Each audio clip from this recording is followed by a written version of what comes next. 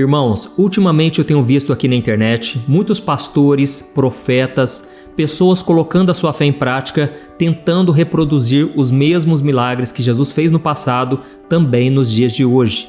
E na verdade, o próprio Cristo disse em João capítulo 14 que nós faríamos obras maiores do que Ele se nós acreditássemos no seu poder, na sua divindade. Amém? Só que eu tenho visto aqui também muita coisa absurda, você vai ficar impressionado. Uma coisa é a pessoa colocar a fé em Jesus e buscar orar por alguém que está enfermo, orar para que Deus repreenda aquele demônio e expulse ele em nome de Jesus. Outra coisa é colocar Deus à prova. E eu vou te mostrar aqui casos absurdos. Imagine só, por exemplo, um homem desafiar a Deus andando sobre as águas em um rio cheio de crocodilos. Isso mesmo. Imagine só um pastor que pediu para ser enterrado porque ele acreditava que um milagre iria acontecer. Então no vídeo de hoje eu vou te mostrar 5 pastores que desafiaram a Deus e se deram muito mal, infelizmente. Eu vou te trazer aqui também um ensinamento poderoso, vou te dar a minha opinião. Tenho certeza, se você ficar comigo até o final, você será muito edificado. Amém? Antes, eu só peço que você se inscreva no meu canal. Tá vendo esse botãozinho inscrever-se? Clica nele, do lado vai aparecer um sininho, selecione o sininho e depois clique na opção todas, porque assim você vai receber no seu celular os próximos vídeos que eu colocar. Eu quero te ajudar a entender a Bíblia de uma maneira fácil, simples e com certeza vai mudar a sua vida. Amém? Então, vamos lá, irmãos. Olha, infelizmente muitas pessoas têm colocado a sua fé em prática de uma maneira errada. E a Bíblia diz em Deuteronômio 6, o versículo 16, que nós não devemos tentar a Deus. Então, o primeiro pastor que desafiou a Deus foi o James Sakala, um jovem de 22 anos da Zion Church, que pediu para ser enterrado vivo porque ele acreditava que no 3º dia Deus o ressuscitaria. Não, dá uma olhada nesse vídeo aí enquanto eu vou falando com você. É o seguinte, como vários milagres já tinham acontecido na igreja dele, através dele, Deus talvez usou ele, não dá para saber, os fiéis concordaram em enterrar aquele homem para que ele ressuscitasse. Só que tem um detalhe, irmãos, o homem não estava morto como Jesus estava, entendeu? Ele estava vivo, eu não sei o que passou na cabeça dele, e ele queria ressuscitar. Então ele imaginou, eu preciso ser enterrado. Vai observando aí. 3 dias depois, os membros da igreja foram até a cova onde James estava sepultado e quando eles foram desenterrá-lo, encontraram aquele homem sem vida, com o corpo revirado e todo sujo de sangue. Ou seja, enquanto ele estava lá debaixo da terra, ele se deu conta do erro que ele cometeu, ele lutou muito para sair daquele lugar, mas aí já era tarde e ele acabou morrendo asfixiado, infelizmente. Irmãos, quando Jesus esteve aqui na terra, ele veio para morrer por nós na cruz, ele foi castigado, ele sofreu muito e ele ressuscitou 3 dias depois. Mas Jesus não venceu a morte só para mostrar o quanto ele era poderoso, não tem nada disso. Jesus fez isso para nos libertar do pecado, ele fez isso para nos dar a chance da vida eterna. Se nós nos arrependermos de nossos pecados, renunciarmos à nossa vida de pecado e crermos em Cristo, nós vamos ressuscitar junto com Ele. Amém? Porque hoje Cristo está vivo, então Ele tem poder para nos dar a vida eterna também.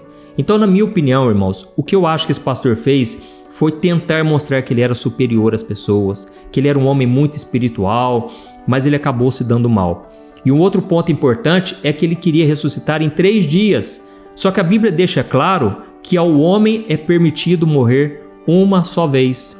É claro que na Bíblia existem alguns personagens, como Lázaro, a filha de Jairo, que eles até foram ressuscitados por Jesus, mas esses casos eram para mostrar para todo mundo que Cristo era o Messias, o enviado de Deus, entendeu? O segundo pastor que desafiou a Deus e acabou se dando muito mal, infelizmente, foi um homem chamado Jonathan. Ele era da igreja do Zimbábue e a igreja se chama The Last Days, ou seja, os últimos dias. E ele decidiu repetir aquele momento em que Jesus caminhou sobre as águas. Foi uma atitude de fé. E o que ele fez? Uma semana antes, ele decidiu jejuar para realizar esse milagre. E quando chegou o grande dia, ele decidiu atravessar o Crocodile River, que é um rio que tem muitos crocodilos gigantes. Quando ele entrou no rio, 3 crocodilos surgiram e começaram a atacar o pastor, que ele não pôde fazer nada. E as pessoas que estavam ali para ver o milagre, as pessoas ficaram desesperadas e não tinha mais nada o que ser feito. Então, assim como no caso da ressurreição de Lázaro, Jesus tinha um propósito ao andar sobre as águas. Jesus não estava ali entediado, sem nada para fazer, e ele pensou assim, eu vou dar uma voltinha em cima das águas aqui. Não, Jesus tinha um propósito, como em tudo que ele faz, né? E o primeiro propósito dele era mostrar para os discípulos a sua divindade, mostrar que ele tinha poder sobre todas as coisas, já que nenhum ser humano consegue andar sobre as águas, não é assim? Então, quando ele andou sobre as águas, era para mostrar também o poder dele sobre a natureza, mostrando mais uma vez que ele era o Filho de Deus. O segundo propósito era fazer com que Pedro também andasse sobre as águas e mostrou para os discípulos que eles também podiam fazer grandes coisas se eles tivessem fé, se eles não duvidassem. Mas se eles tirassem os olhos de Cristo, eles iriam afundar. E essa mensagem serve para nós hoje também. Quando nós olhamos para Jesus, nós começamos a viver o sobrenatural. Irmãos, a nossa vida é um milagre. Tudo o que acontece na nossa vida depois que nós aceitamos a Cristo como nosso Salvador, tudo coopera para o nosso bem. Deus nos leva a experimentar coisas maravilhosas. Mas se nós tirarmos os olhos de Jesus, nós começamos a afundar. E o interessante é que Jesus veio andando sobre a tempestade para nos mostrar que nos momentos mais difíceis da nossa vida, nós podemos confiar em Cristo, porque Ele está acima de toda circunstância negativa, contrária. Ele está no controle da minha e da sua vida. Amém? Então, o que esse pastor fez foi muito errado. Por quê? Jesus não falou para ele que ele podia andar sobre as águas. Aquilo que Jesus entregou para Pedro foi uma palavra específica. Na Bíblia, no original grego, no hebraico, significa a palavra rema, ou seja, é uma palavra que saiu da boca de Deus. Lembra quando Jesus ele foi confrontado pelo diabo lá no deserto, ele foi tentado e Jesus disse: nem só de pão viverá um homem, mas de toda a palavra que sai da boca de Deus. Ou seja, toda a Bíblia é a palavra de Deus, mas existe aquela específica para a sua vida. É a palavra que Deus usa alguém para falar com você, Deus usa um profeta, Deus usa uma circunstância, um versículo que você estava lendo ali, aquilo queima no seu coração. Isso é a palavra rema, é quando a palavra sai da boca de Deus para a sua vida. E o que acontece? Essa palavra deve nos fazer agir pela fé. Assim como Pedro só começou a andar sobre as águas quando Jesus disse: Pedro, venha. Porque se Jesus não tivesse dito, Pedro iria afundar como eu e você. Entendeu? Assim como Pedro tinha tentado pegar peixe a noite toda em outra ocasião e ele não pegou nada. E Jesus disse: lance a rede aonde as águas são mais fundas. E Pedro naquele momento ele retrucou, ele disse: Jesus, nós tentamos pescar a noite inteira e não pegamos nada. Mas já que é o Senhor quem disse, eu vou lançar as redes. Então essa é a palavra que sai direto da boca do Senhor. Amém? Quando ele diz algo, você pode obedecer, porque essa palavra não volta vazia, mas ela cumpre o propósito determinado por Deus. Amém? Então, essa palavra que Jesus entregou para Pedro, ele não entregou para ninguém mais. Se algum dia Jesus falar para você, ande sobre as águas, aí você pode tentar que vai dar certo. Eu me lembro que eu li uma vez um livro chamado A Quarta Dimensão. E lá existia um testemunho, aliás, um testemunho, né?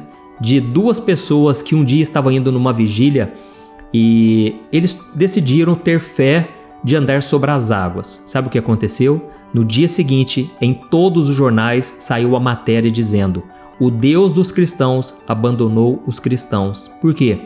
Aquelas 2 pessoas acabaram morrendo afogadas. E por que isso aconteceu? Por que Deus não honrou a fé da pessoa? Porque a pessoa agiu de forma imprudente. Não foi Deus quem falou com elas. Elas tomaram a decisão por conta própria de quererem andar como Pedro sobre as águas. Só que, irmãos, lembra do que eu falei?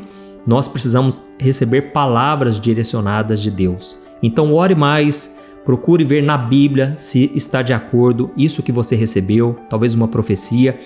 Procure orar e confiar na palavra de Deus acima de tudo, que é a maior profecia de todas. Amém? Então vamos lá. O terceiro personagem desse vídeo, ele não tentou imitar Jesus, mas sim o profeta Daniel, que foi lançado na cova dos leões e ele sobreviveu sem nenhum arranhão porque Deus fechou a boca daqueles animais. Irmãos, em 1991, O profeta da Nigéria chamado Daniel Abadurin, que ficou conhecido por ter feito supostamente vários milagres entre o seu povo, ele decidiu repetir o que aconteceu com o profeta Daniel. Então aconteceu o seguinte: ele foi até o jardim zoológico da Universidade de Ibadan, na Nigéria, e ele entrou escondido na jaula dos leões para realizar o seu milagre. Olha isso, irmãos. Ninguém sabe ao certo se ele pulou o muro ou se ele teve a ajuda de algum funcionário do zoológico para chegar lá. O fato é que quando os visitantes e os turistas se deram conta, o homem já estava cara a cara com os leões, e aí veja o que aconteceu. O profeta começou a gritar para o Deus de Daniel e ele gesticulou para os animais para que eles o obedecessem e ficassem quietos. Mas, irmãos, não adiantou. Os leões ficaram furiosos, atacaram aquele homem até matá-lo. E aí centenas de pessoas assistiram aquela cena horrível sem poder fazer nada. O que eu percebo aqui nesses vídeos? Em todos esses casos que eu te mostrei, eu percebo quantas pessoas têm necessidade de querer mostrar para os outros que elas são espirituais, são cheias do Espírito Santo, cheias de fé. E isso, irmãos, é pura vaidade. Nós não temos que provar nada para ninguém. Nós precisamos ter a humildade que Jesus teve. Devemos ser servos, devemos procurar ser obedientes somente àquilo que Deus nos deu. E não queremos procurar fazer coisas grandiosas, porque muitas vezes a gente se perde, o nosso coração se desvia. E aí as pessoas começam a fazer um monte de coisa que Deus não mandou. Elas acham que é uma fé verdadeira, mas na verdade é só sentimentalismo, é misticismo, superstição. A gente tem que tomar muito cuidado, porque infelizmente tem muita gente frustrada por causa disso. Pessoas que disseram algo que não se cumpriu, ou receberam uma profecia que não foi Deus quem falou. Então vamos ficar na palavra, vamos parar um pouco de ficar buscando só milagres. Eu não acredito que Deus se revela toda hora, que Deus entrega a palavra toda hora. Deus faz, eu sou totalmente a favor dos dons, eu acredito nos dons do Espírito Santo, mas eu também tenho um pezinho no chão, eu tenho uma fé firmada na palavra e eu aconselho que você tenha também. Amém?